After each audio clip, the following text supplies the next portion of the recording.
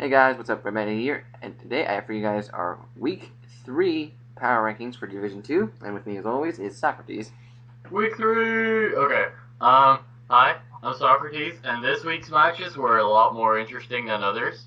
And at least I didn't have too much trouble putting people into places this time. I had ranking them, that is. For the most part, I didn't have too much trouble for the placements. Probably more along the lines of like 4 to 8, maybe. I was trying to organize them a bit better, but I knew who those people would be. I just needed to figure out where I'd place them. I mainly struggled through 7 through 11. I have my top teams kind of figured out. Especially since the majority of my top teams won this week. So, but we're talking about people who won, but we're obviously starting with number 12. Number 12 didn't win this week. That was the Los Angeles Slowgangs. They played versus the Portland Poliwags, and admittedly, Portland Poliwags brought decent prep, but the LA Slowgangs made, as per usual, a couple of odd plays. He stays in with a lot of mons that cannot beat the opposing team. Then again, he went with Protect with his Glaceon on a Stunfisk, when he just could have tried to kill it. I mean, admittedly, Glaceon was asleep, but, I mean, Glaceon is faster than a Stunfisk regardless. And then they switched into Staraptor straight into Mega Venusaur, causing Staraptor to lose about half its health, and then the opponent still had a full health Landorus, which could easily switch in to that Staraptor, and then make Staraptor die to recoil damage. So, I mean, I just blurred out every note I had on this game, but it was so random. Yeah. Sometimes, like, he clicks buttons. Yeah, this was definitely a weird match, to say the least. For one, also at the start of the game, why didn't he click Crunch against the Starmie when it was Starmie versus Gyarados? I don't understand why he didn't do that. Yeah. Like, Crunch hit everything on his team. On the Portland Poliwags team. I'm not sure. Or at least neutral damage, yeah. Yeah. In fact, he could have even set up to +2, and then Crunch would have definitely taken out Starmie, and potentially could have won, although probably Smeargle was Sash. Fun fact, Smeargle actually never touched the field this game, which is a first for the Portland Poliwags. Yeah. Well, they shouldn't really bring Smeargle, because Smeargle's ass, but, I mean, they brought it, and, well, it went 0-0, so that's better than Smeargle's average thus far. Yeah, so, there's that. But basically, LA Slowkings had nothing to break Mega Venu. I mean, they had a Metagross and Staraptor, but they wasted their Staraptor, and they stayed in with Metagross on a Thundurus Incarnate. Yeah. Where I was like, okay, you can switch there, buddy, but then he decided not to. I understand the play of, like, Scarf Flygon, because it has speeds to Starmie. Oh, and not in this case, then, because the other opposing Starmie was also Scarf, but, well, you can't know that in prep. It speeds Thundurus, it speeds Landos, it speeds Scarf Landos, but Scarf Flygon just doesn't pack a lot of power. It's kind of underwhelming. It's really easy to wall, especially when you're facing a team with Lando T and Mega Venu. Yeah. Yeah, and one more thing. He also, for some reason, he had a lot of trouble killing Stunfisk just because he wouldn't click the right moves. As you mentioned, there was the Ice Beam with Glaceon, but also. He instead of killing the Stunfisk with Metagross with another Ice Punch or Zen Headbutt, he went for Meteor Mash trying to protect. Even though Zen Headbutt would have done fine against. No, he went for an Iron Head. I was like, what? Yeah, he went for an Iron Head against the Stunfisk, and it was basically like you could have killed this thing so much earlier on, but instead you're just letting it paralyze all your mons. Yeah, and all those plays were also kind of risky, because every single time he extra touched Stunfisk, that was another 30% chance of getting paralyzed due to static. And you know how this game goes. If it's a 30% chance, it's going to happen eventually. It will happen, that's the rule. Yeah. Or at least concerning Scald. Yeah. But that's all I have on number 12. Yeah, that's pretty much all I got, too. So, you want to take number 11? We have the same one, so we can just spitball against each other. So, number 11, we both have the Cincinnati Beldums. They definitely did a better job than last week, but still they lost 2-0 to the Iowa Focus Energies, who are in no means a bad team. They're in fact very high in our power rankings and are doing really well. But I don't know. The prep was all right on the Beldon's part, but they kind of didn't prepare for Exploud. No, and they didn't capitalize on it either. Every single time Kofak was in, Iowa Focus Energy, or we can call Nick, because that's his name, switched to Xcloud and just fired off a Boom Burst, which, I mean, he didn't really have anything for it. I mean, Metagross takes one, doesn't like taking those, and then that's about it. I mean, I think at that point Metagross was at like I forget what health it was at, because it went for I remember now. It got foul played by Persian. By Persian without Mega Revolving, so he actually should have forfeit that game as well. But I mean, that's beside the point. He didn't Mega Revolve. First turn. I'm aware. But apart from that detail, he didn't capitalize on the X-Plot switch once. I mean, he could have, as soon as Kofag was in, and Kofag was against something that couldn't touch the Kofag, he should have doubled into something to capitalize on the X-Plot, because he didn't have anything for X-Plot. Yeah, and basically X-Plot was able to just kill Drapion, and after a lone Persian weakened Metagross, nothing really switched into Mega Gardevoir at that point. No. The other main thing was that Mega Metagross did get all 4 of the kills, but, I mean, those were mainly against Mons that were very, very weak at that point. It got a kill against Exploud, Regirock, Alolan Persian, and then Salamence, but the majority of them were just kind of sacked for higher purposes, so that he could get a free switch into something else to blow something new up. A.k.a. Crobat. Yeah, well, Crobat was Super Fang U-turn, but... I know, but here's the thing. At the end, Crobat just got 1 kill, and that was on the Mega Metagross. Yeah, because he kept on bringing it in against the Mega Metagross, because at that point, U-turn did kill the Mega Metagross. Yeah, I do think that the Iowa Focus Energy played their endgame a bit sloppy. It could have been a 3-0, but, I mean, all in all, it was just... They didn't predict anything, even though the X-Plot play was made about 5 times in a row that game. So it's still a good team, but it's not being utilized all that great. Yeah. One play I will commend PC for is, instead of going for the kill on Regirock with Earth Power, he made a switch out into Tapu Fini. Because if he had killed the Regirock right there, Salamence would have been able to come in, and I believe it was Dragon Dance, correct? No. Oh, it wasn't? It Scarfed? No, not neither. That was another thing I'd like to mention. He didn't run Calyx for Salaman.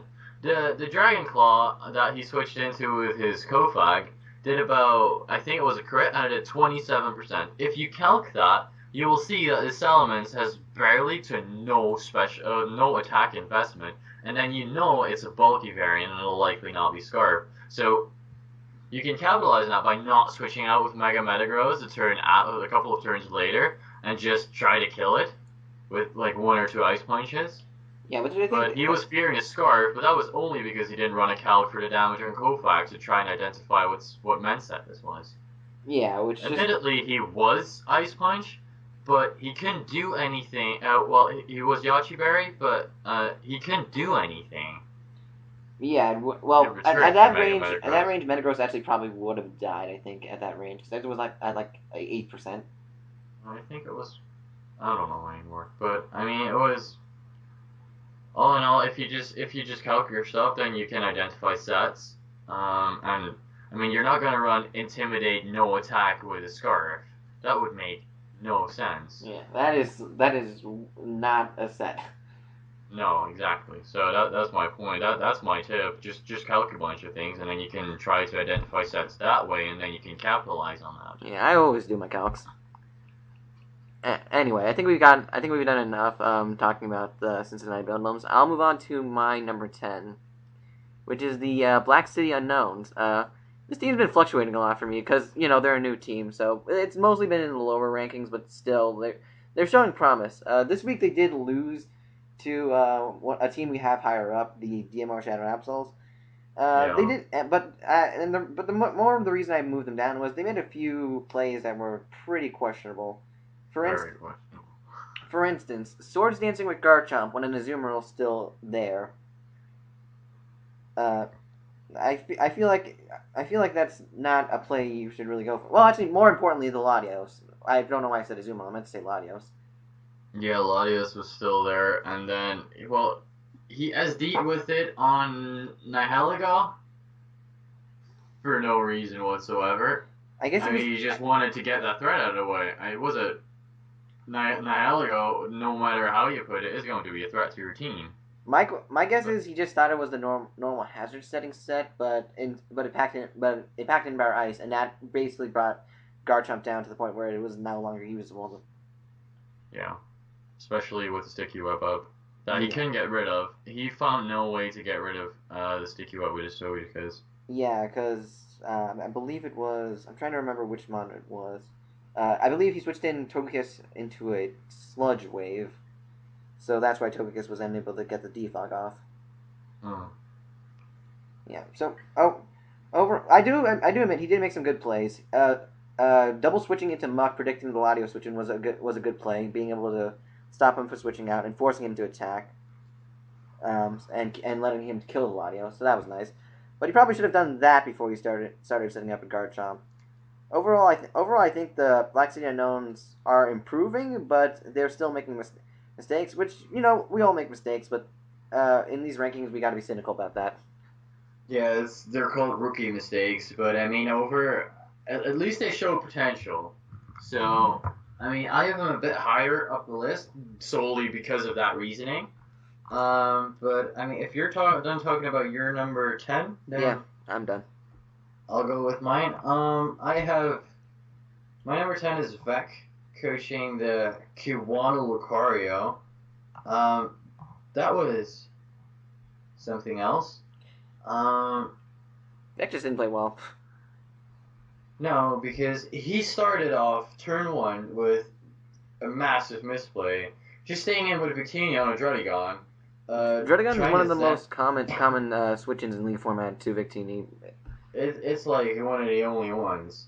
And he just stays. He goes for his Zen Headbutt. They get some chip, but it ended up getting his Victini more chip than, well, he did to the Druddigon, giving him kind of free rocks because now he was in with a mon that wasn't even threatening through his Druddigon. And, well, there were rocks on his field, and he got massive chip on Victini, so that was his turn 1. Eventually, he just ended up sacking it to the Druddigon with 2 V-Creates because, well, he was kind of stuck into that situation. Mm-hmm. And then they had a scenario where they didn't realize that it wasn't a Manaphy that they were staring at, but actually Scarf Zoroark. Especially because it outsped the Mega Pinsir and used Flamethrower on it. I mean, it still could be Scarf Manaphy, right? But Manaphy does not get Flamethrower, so it can't even be Scarf Manaphy. So it had to be Zoroark, and the way he brought it in makes me suspect that was Scarf Zoroark, because, well, it was, otherwise it would have been a speed type, but he brought it in very confidently. Mm-hmm. So, and then he went with the Dragalge for a Thunder on the Zoroark, which was still disguised as a Manaphy. So, all of these things that were happening that I was like, wait, do you not realize that's a Zoroark, and why are you wasting your Victini like that? Because Victini is always a win con. Yeah, I have him as my number 9, so I'll also talk a bit more about him. His turn 1 play was really bad. His turn 2 play was also decently bad as well. He decides to switch in the Alolan Raichu on the Druddigon, and that gets Earthquake and killed immediately. I forgot about that, yeah. Yeah, that was just like wasting the Raichu. Raichu outsped the entirety of besides the Scarf Zoroark, but Raichu just outsped the entirety of the Oregon Old Men's team, so keeping that would have been really nice, but in the end it just went down and died. Yeah. So basically the first 2 turns caused Vec to lose his game already. From that point on, Oregon Altman were in such an advantageous position that he just had to play it out, really. Pretty much. At the end, I still think he could have done something if he just rested again with Registeel. If Registeel was like a rest talking set with Iron Head, he may have pulled something out. It would have been a long time. After Machamp died? Yeah, it would have taken a while, but he could have, potentially. Well, if you get good rolls, then, I mean, anything can happen. It's the game we play, right? Yeah, so, I understand that, but there was still... There was a lot setting as well, I'll admit that, but there was still a possibility. Yeah, it was mathematically, yes, there was still a possibility. At that point, he was already in a mindset. Okay, I lost. I'm not going to drag this game out any longer. I'll just sack my Registeel and, well, admit my defeat. Yeah, and I understand that you don't want to drag your opponent through a rest talk war, especially when there's still a Manaphy alive and your only attacking move is Iron Head. But yeah, that's why I say it's only a mathematical possibility. I doubt he would have actually been able to pull it off. Well, at least bring back the differential from 3-0 to like 2-0, maybe 1-0. But yeah, Registeel. I still think Registeel could have pulled something out of its ass. Yeah, and one final note. Leaving the Zygarde 10% in on a Machamp that directly switched into Revenge Kill it with Ice Punch instead of going to someone like Dragalge, which even if he went for a Dynamic Punch, at least resisted the stab. That was pretty bad misplay. So overall, I think Vec kind of played sloppily in this match, and he just kind of pushed buttons. Yeah. So that was the second person we have on our list that just pushed buttons this week. Going to my number 9 was a person who won 4-0, and it was the game we first discussed versus LA Slowkings. My number 9 is going to be Portland Poliwags.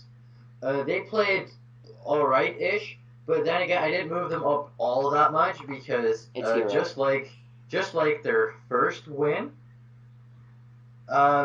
they didn't necessarily win, but their opponent lost. Yeah. So, I mean, I'm still not seeing all that. I mean, I already know results for next week, but maybe we'll see great things of him in the future. But this week, he didn't really have to do anything. He just had to wait for Hero to slowly kill himself. Yeah. And that's exactly what happened. So, I mean, he did break Stunfisk. I still think that's a great lower tier mon. It's pretty fat. It's admittedly pretty fat. And I'm starting to feel a bit better about Stunfisk here after seeing this match because, well, not after seeing this match, just in general, he's been using Stunfisk pretty alright. Well, admittedly, like Stunfisk is a tier 5 mon, and well, it's a ground type. It has decent defenses, so the only thing you can really expect from it is just try and paralyze something and try and get out of your rocks. And that's the only thing you can really expect from a tier 5. Unless it's Stoutland and Sand, of course, but I mean, that's also very situational. That's just kind of what happens with tier 5 mons. They have one thing that they can do. You just gotta do it at the right time. Pretty much, yeah. Sock punches stuff, Stoutland, Sand sweeps. The tier 5s tend to be very one-note. Like, the only one I'd argue that potentially isn't as one-note as people may think is Miss Magius, but that's even stretching it. Yeah, or like in this scenario, Alolan Persian, but I argue to move that one up. But enough about tiers, right?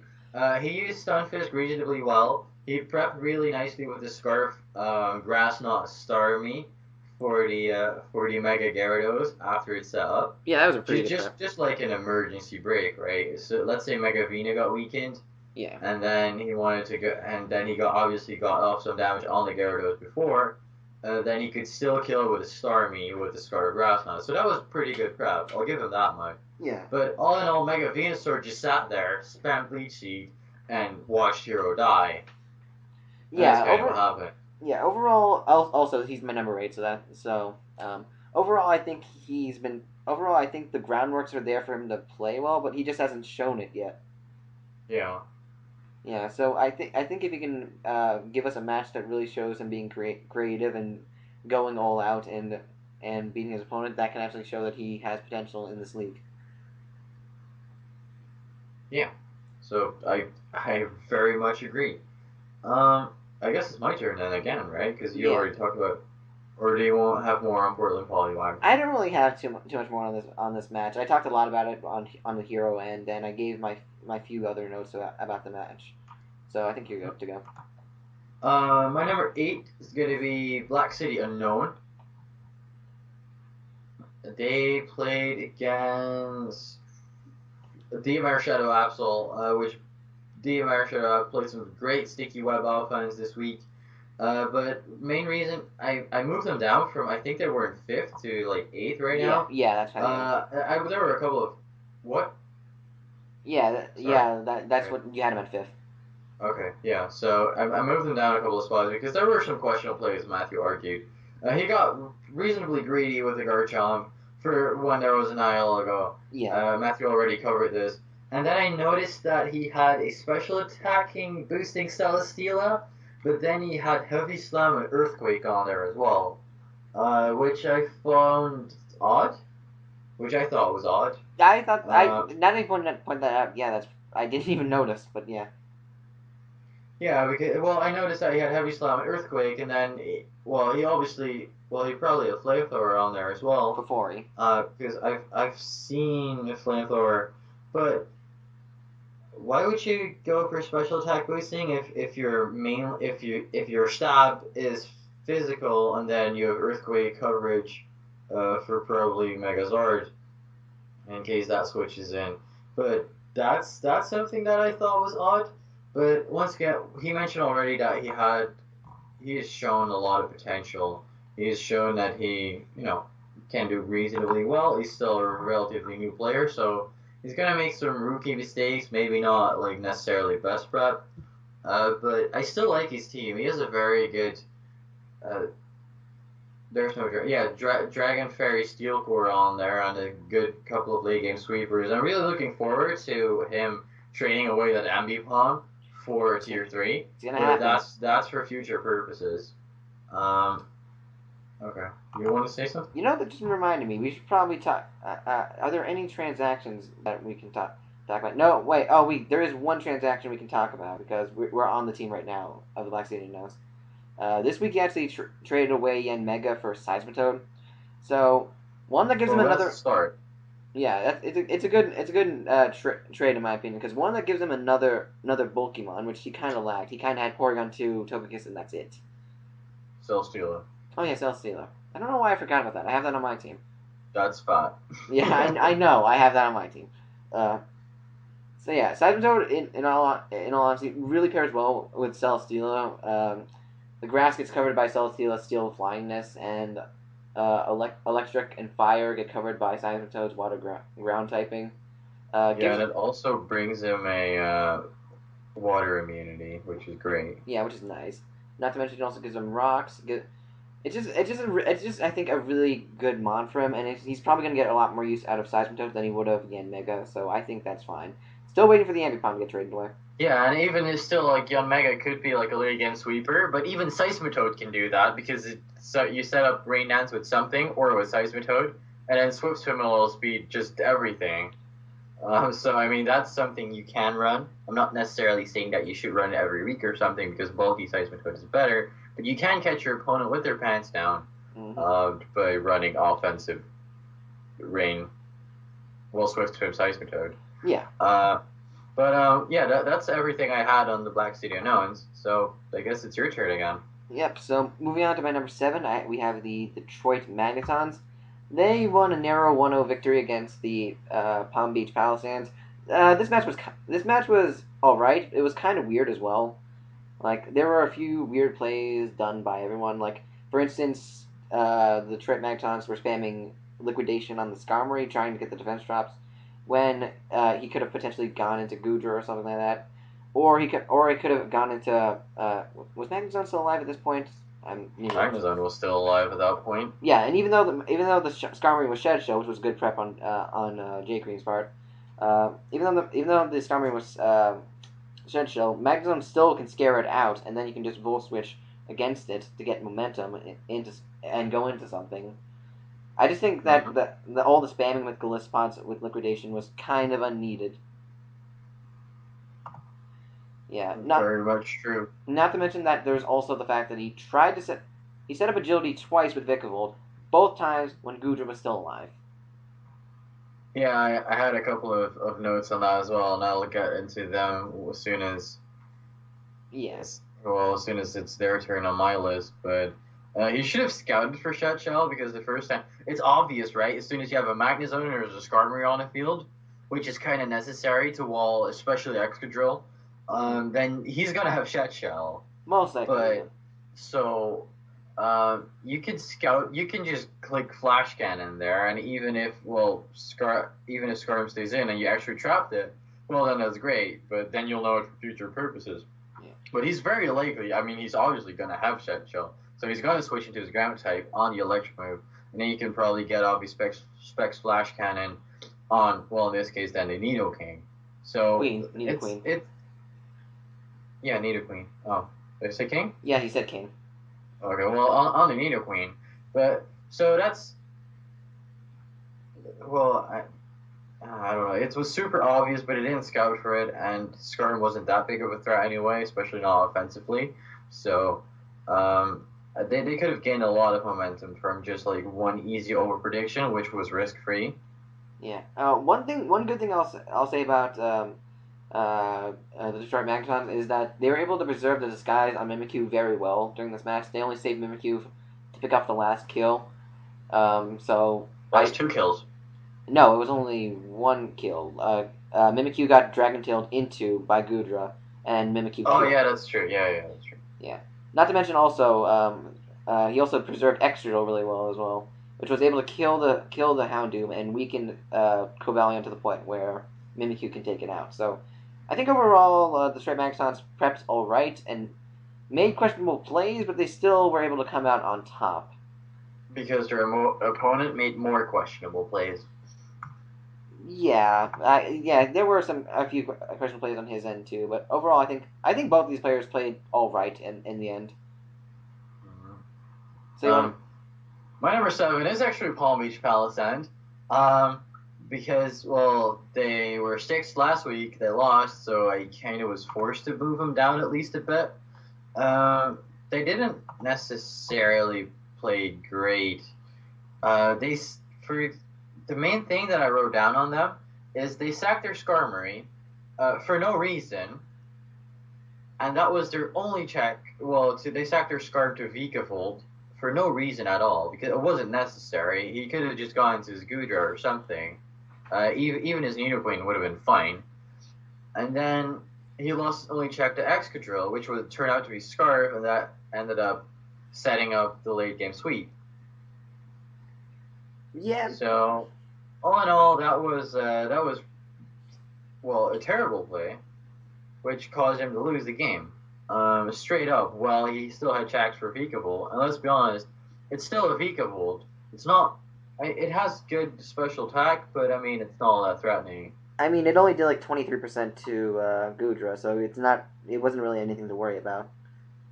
Nope, not even in the slightest. So, but yeah, again, he just sacked his Skarm for no reason, and that's why he ended up losing his game. Admittedly, what I did like was seeing Dodrio just take out Kamo. I mean, Kamo is kind of bulky with a Drill Peck. I mean, if that was Braveheart, fine, but Drill Peck should be weak. And then it almost took out Magnezone with a jump kick. I like the coverage that had gone. I like that he picked it up, and it has a lot of speed. And I'm really looking forward to see some maybe late game sweeps with it. Yeah, maybe Sword Stance Dodrio will make an appearance. Who knows? Yeah, I'll talk about them a bit more when I get to them. But first off, I want to cover my number 6, which is the Oregon Old Men, aka Sock's favorite team. Anyway. Favorite draft. Sorry. So your favorite team is obviously your number 1, but anyway. They played this game. They played this game all right. It's their first win, which is good to see. I don't like seeing teams go winless. Hopefully the same thing can happen with PC. But moving on. I think this game they just brought a good team to this match, and then they played okay. It was more Vec misplaying against his team than him making crazy over-the-top plays. Yeah. Which is why I only really moved him up 1 spot, because I believe he was number 7 on my list before, and I moved him up to number 6 now. Overall, what's up? All right, never mind. No, I just coughed. Oh, okay. I thought you were about to say something. he definitely was very confident in the Mons he brought, knowing he was able to revenge kill a lot of the Mons on the Juan Lucario's team. I'm mixing up my words. I think Scarf Zoroark was definitely a good bring. The Quan Lucarios definitely have a lot of fast Mons and a lot of also potential Scarfers that are slower than Zoroark. So I think having a Scarf Zoroark was definitely good prep on his part, just to have something that can outspeed his entire team, create mind games, and just kind of slowly or not so slowly kill. Just to mitigate that statement right there, he likes Scarf Zoroark for some reason, because this is like in 3 weeks the second time he brought Scarf Zoroark, so I just think he really likes it. And another thing is that he doesn't have that many great Scarfers on his team, so then Zoroark is kind of just like obligatory Scarf. Fair enough. I mean, I can see him running like a Scarfed Mew. I can see him running Scarf Machamp if the moment arises. Yeah, but Scarf Machamp is still not that fast, especially with the new releases and the current Mons that are in there. I don't think Scarf Machamp outspeeds all that much. I understand. I'm saying I said if the matchup arises. Yeah. Yeah, and then he had Rotom-Mow, which he could bring Scarf. Speaking of which, Rotom-Mow is a good Scarfer, but Rotom-Mow you just traded away, right, for Aromatisse. Yes, and I want to make a comment about that trade. I think getting Aromatisse is fine. It gives you a Dragon immunity, which your team didn't have at this point. You didn't have a Fairy, I don't think. So that's good. But you lost your only ground immunity, which means you're very susceptible to Earthquake. You only have, well, actually no, you have still Wheezing as an immunity, but I don't know. You're not gonna bring Wheezing every match, and so I feel you need like either another ground resistance or immunity. Not to mention also you only have one electric. Well, two. Sorry, I keep on forgetting to look at the lower tiers. He has two electric resistance still, but they're not the best. Superior is not the bulkiest. It's bulkier than most offensive Mons, but it's not incredibly bulky. And then Weezing's not. And also no immunity, so he's lacking a ground type as well. Yeah, he lacks a ground type for an electric immunity. And then not Weezing. Druddigon is not that especially bulky. So, and most electric types are especially offensive. So he's basically weak to electric and ground coverage on his team, in my opinion. Which was something that Rotom-Mow helped covered, and now he traded that away. So that's my opinion on that trade. Which seems to be a trend. Maybe he'll be the next Gargleflop. Who knows? Going on Gargleflop's to icing ground.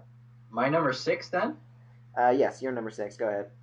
My number 6 is Indus Valley Infernape. As we've seen from the last couple of weeks, I'm not too fond of Rohith's draft because predictability and stuff. And then, once again, as I said last week, he also plays pretty predictable. And the main note I made on this match was, for the love of God, Rohith, stop clicking Fake Out. Okay, just do us all a favor, and for next week, just don't even put it on the Mon, so you can't click it anymore. You're too tempted. Replace it with like Quick Attack or something. There you go. Yeah, and then, so, the Tangrowth switches were really obvious all the time, and then Tangrowth was obviously Rocky Helmet, but then he kind of sacked his Tapu Bulu. I mean, you could really predict that he had Sludge Bomb. Even though Sludge Bomb was very good against your team, he probably would have also clicked Sludge Bomb even if you went to Mandibuzz, because just to try and get that 30% poison, and then just try and get Chip every single turn on Mandibuzz. That was just generally his best play. So, and then Tapu Bulu didn't get to do anything.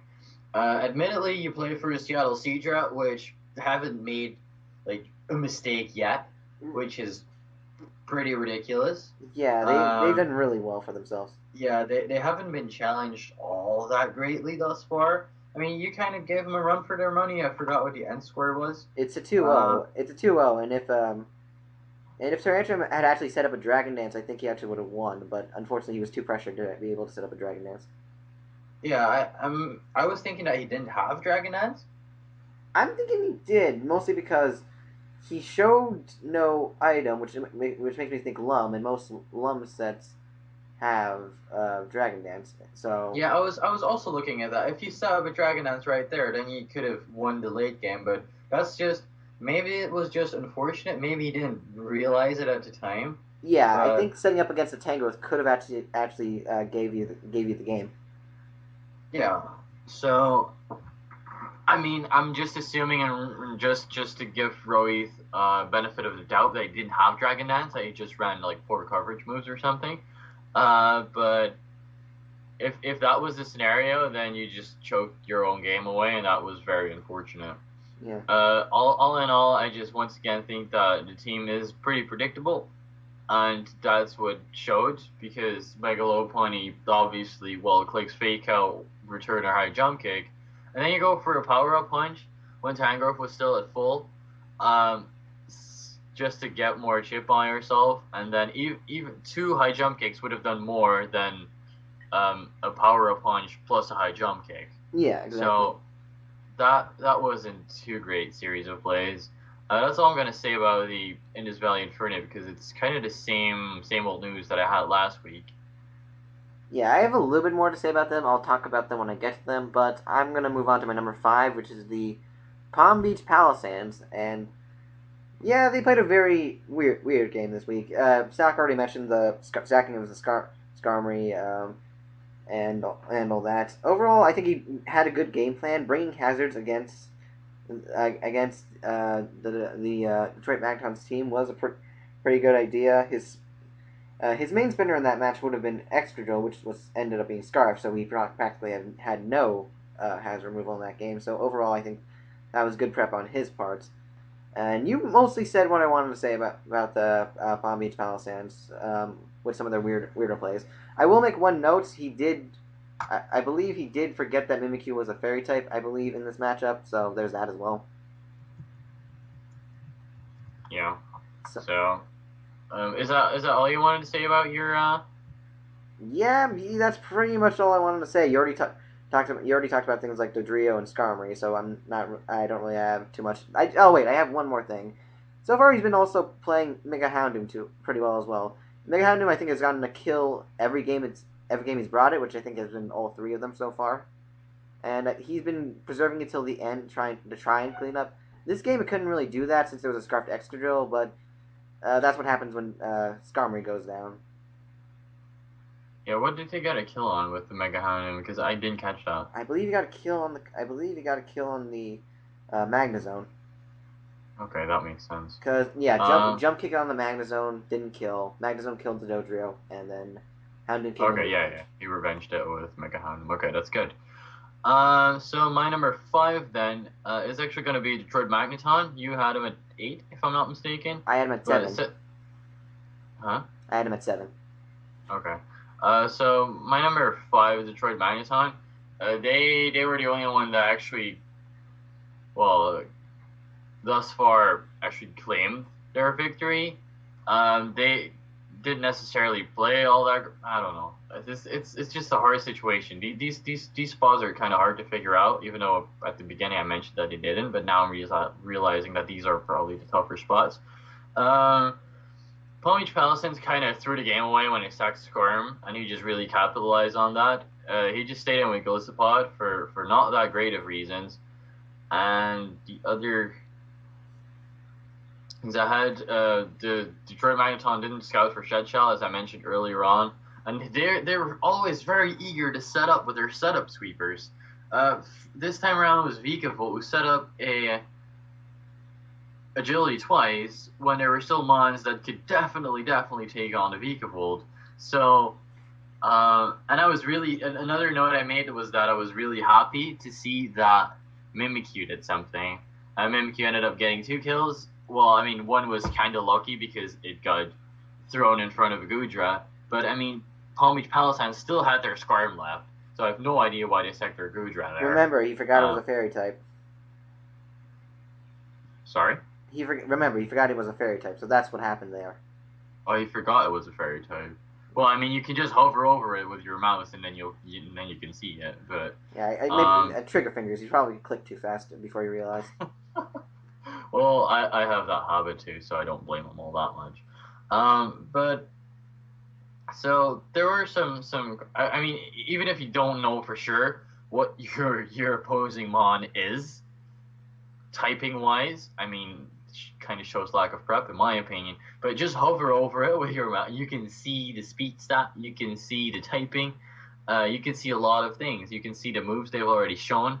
So Showdown is also helping us an awful lot, but you just didn't use that to your advantage. Yeah. Thus far, I've been only saying negative things. Let's say why he's my number 5, though. The team is odd, but for some reason I'm kind of growing on it. I don't know why. I don't know how, but I'm starting to like it. And then obviously you played the end game reasonably well, where obviously, you killed the Scarm, which, you kind of got handed this win. So I'm just gonna give you the word again because I'm kind of stuck in words right now. It's your turn to go with the number 4 then. Yeah, I'll just go with my number 4. For my number 4, I actually have the Indus Valley Infernape. They lost. They lost to They lost to our past number 1. So it was okay. Now you got me lost in words. Basically, I still think he played a decent game, even though it wasn't the best. Like the first few turns were really put him on an off footing because the Seattle Seadros prepped really well against this team. I'll talk about more when we get to the Seattle Seadros, but this first turn Shadow Ball, second turn Shadow Ball crit. Okay, that wasn't prep, but still. Bringing Sludge Bomb on Tangrowth. It was just a lot of things were happening that were probably getting on Rohith's nerves. But he managed to still keep his head in the game to the point where it was a close match. It could if he had Dragon Dance on Tyrantrum, he could have won. But we don't know that for sure. We haven't asked him, so we don't know. And yeah, I will also admit, please stop faking it out with your Mega Lopunny. It's for its own health, please. Literally in this scenario, because Tangrowth had the Rocky Helmet. Yeah. I also admit that he played Mandibuzz really well, being able to avoid death by curing through Roosts, and also bringing Thunder Wave on Rotom Heat was a good call. Being able to paralyze things like the Mega Pidgeot, Tentacruel, Kyurem. Only Kyurem this time was paralyzed, but those were the 3 probably he was thinking of paralyzing on this team. About the Rotom Heat, right? Rotom Heat didn't have Pain Split because it had Will-O-Wisp and T-Wave. Oh yeah, I mean, you kind of wanted it to be your check to Magearna, but if it doesn't have any form of recovery, then how do you expect to keep Magearna in check throughout the entire game? Or did you just want to do that the first 15 turns and then be like, nah, I'm not doing this anymore? Another thing I noticed was, at one point, you just could have killed something with an Overheat, but you decided to Wisp, and then he brought in Kyurem. I mean, obviously you can kill it afterwards, but let's say you missed that, and then you just waste your Rotom. Yeah, if you just click Overheat straight away, you would have definitely gotten a kill there, which eventually ended up happening. That's fine, but just, I mean, if you can get a kill, especially like mid to late game, just claim a kill. Just don't try and Wisp something that's unnecessary. He was gonna sack him on very likely anyway. Yeah. So overall, I think that the Indus Valley Infernape played all right during this game. They prepped all right during this game. I think it's the same reason why Sock is keeping this Oregon Old Men so high on their team. I personally do like their team a lot, even if Sock doesn't like the sameness of it. I think that even if it is very samey, it does have the potential for being it's like a specialist. It's like his mods can only do one job, but they're good at that one job. So I think there is hope for the Indus Valley Infernape. I think they can start pulling up and start getting some wins soon. I've seen them do good, so I have faith in them. Mm-hmm. Going to my number 4 then. My number 4 is Oregon Old Men because we put our favorite jobs at number 4. That seems to be a trend. Starting this week. Technically my favorite draft was actually the Cincinnati Belgians. That didn't go well. Yeah. So Oregon Old Man got matched up for Squan Lucario. We talked about that game pretty in depth. But the Oregon Old Man made me pretty proud winning a game because I said, well, if you don't start winning games now, I actually have to put you lower. Last week I said down, which, yeah. Oh well. But they disguised Zora pretty well. I mean, Vec fell for it the longer than he should have, but, I mean, it happened. And then well, the Dredagon stat was just very effective to just counteract Victini, but then he sacked the Alolan Raichu to it for no reason.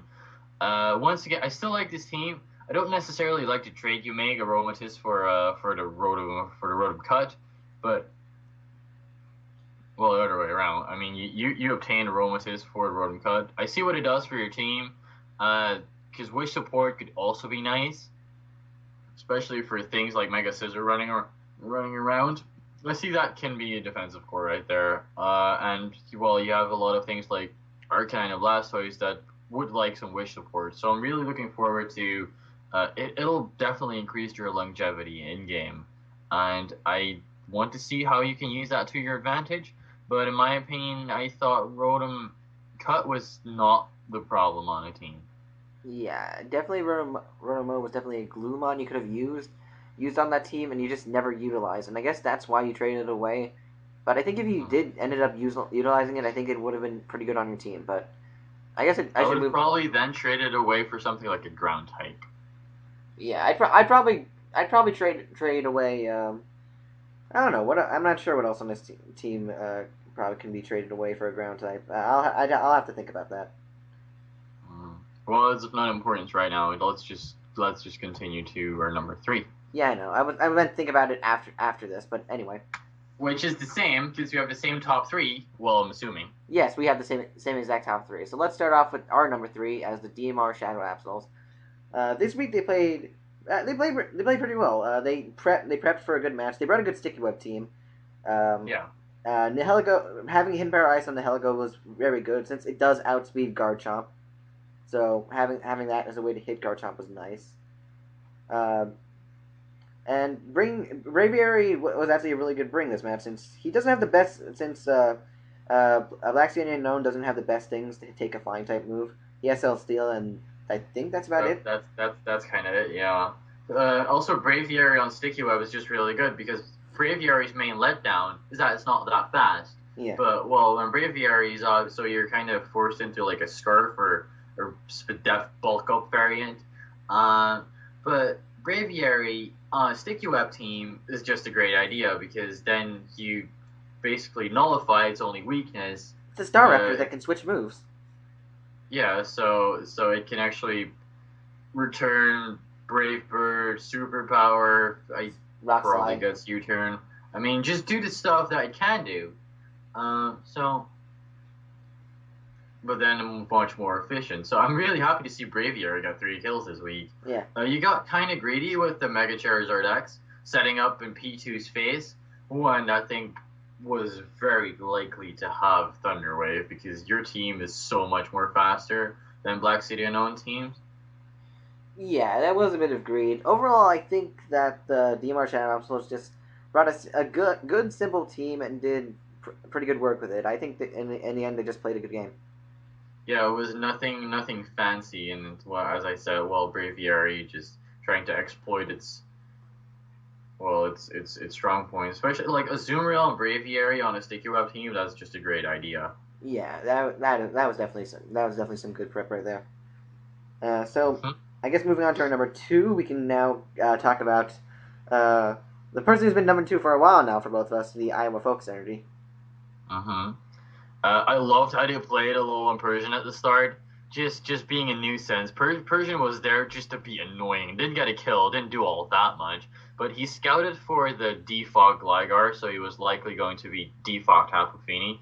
Because, for people that don't know, Gligar cannot get immunity, which makes him immune to Toxic, plus Defog. That's not a thing. You can't do that. So you have to run Hyper Cutter. So they Toxic the Gligar, and that was immune. So it was obviously not Defog. And then the Cincinnati Bellums didn't really have an answer for X-Cloud. Parting Shot plus U-turn on Crobat, and then an X-Cloud, because they didn't capitalize on that. Yeah. The end game, it was kind of sloppy, because I do think that he just should have sagged his X-Cloud there, because all in all, it came down to, like, let's say Hydreigon got a flinch on Mega Gardevoir at one point, and he got a bit of a higher roll, then you may have just lost the game. Yeah. If you didn't do that and brought Salamence in on the Mega Metagross, which when your Yachi was still intact, you would have just gone by clicking Dragon Claw. You would have gone to kill on either Mega Metagross or Dragon, and then you would have won the game more easily. So all in all, the endgame was kind of sloppy, in my opinion. But I mean, you had the game, and I do think Cincinnati Bellum were basically already in the mindset of, well, I lost, this is over. And then at one point you revealed counter Regirock, which when it was very obvious that Gligar was going to roost there, so you could have caught him with his pants down, but then you did it at such a bad timing. Yeah. So, and he also played Mega Gardevoir very well, just bringing it in as the revenge killer to just kill something and then force Mega Metagross to come in, which then he had to sack something for, and then bring in Golbats to try and kill. It was like that for, I think, 4 of the deaths, I believe. Yeah. Well, Mega Gardevoir is a near perfect wall breaker. Pairing it up with something like Specs Exploud, Cincinnati Bellum did not have enough special bulk on their team to wall Specs Exploud. I helped out the Cincinnati Belgians with prep. I will admit I looked over Exploud for bad reasoning. So we didn't have the best walls for that. And because Exploud was very powerful, it was able to break through what was brought to handle Mega Gardevoir, which was an Stolfus Drapion.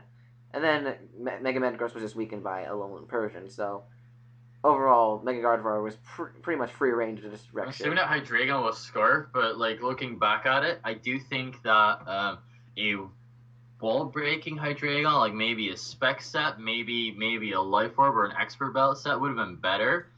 And then like something like Scarf Drapion perhaps could have put in some work.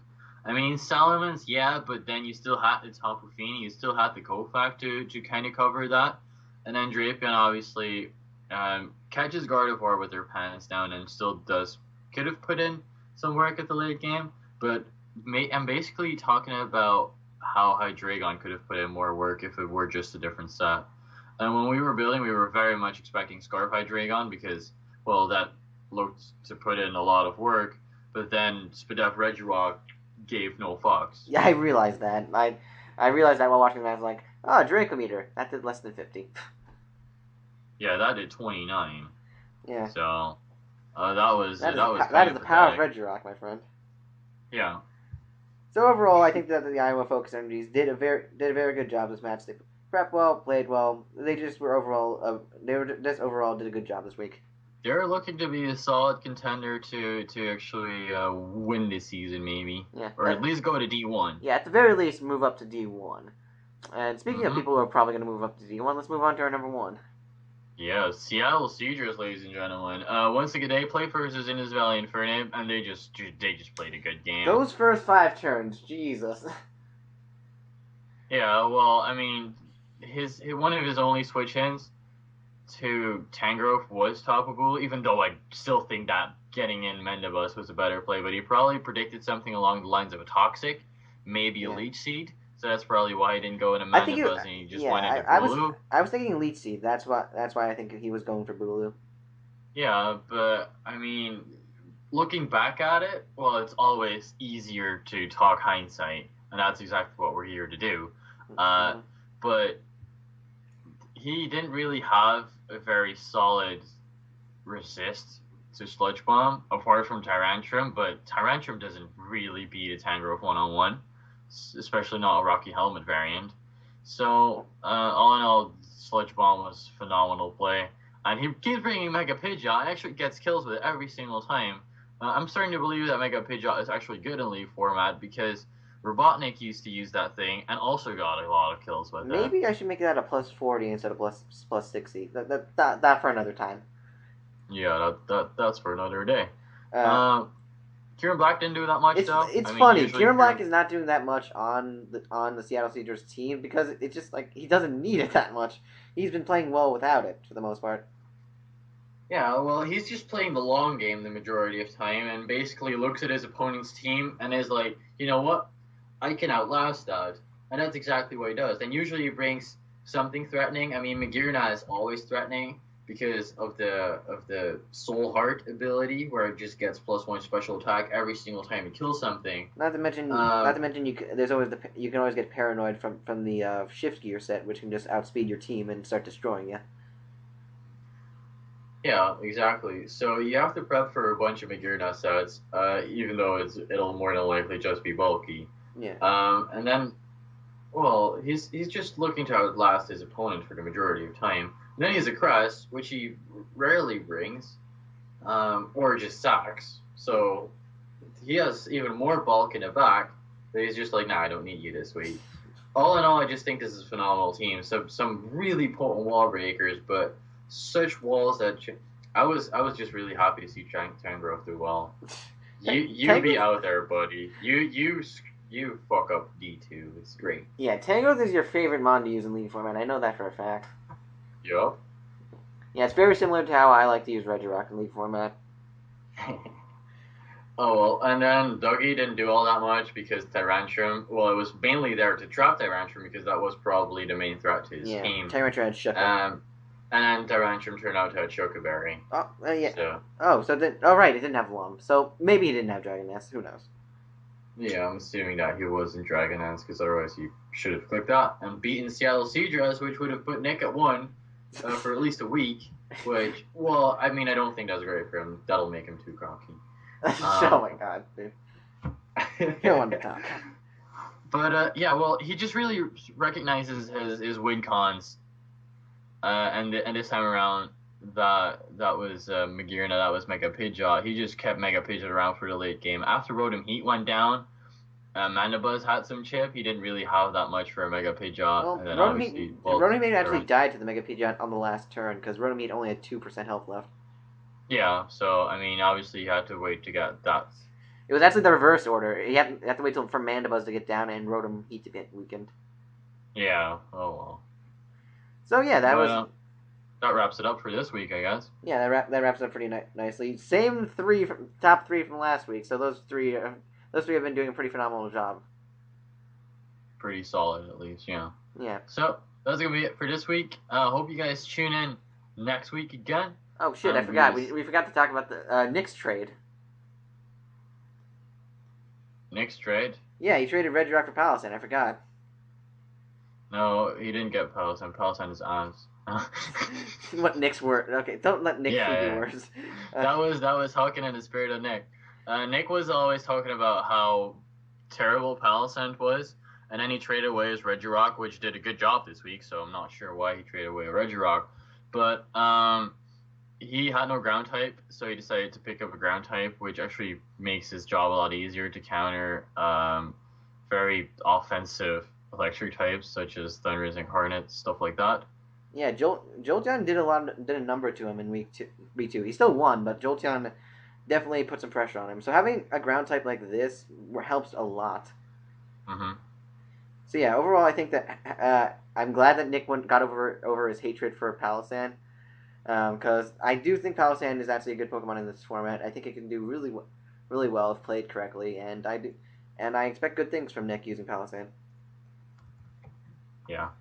Well, yeah. Okay, now we can wrap it up. So now we're going to wrap up for this week. Hope you guys enjoyed, and we will see you all next time. All right. Take care, guys.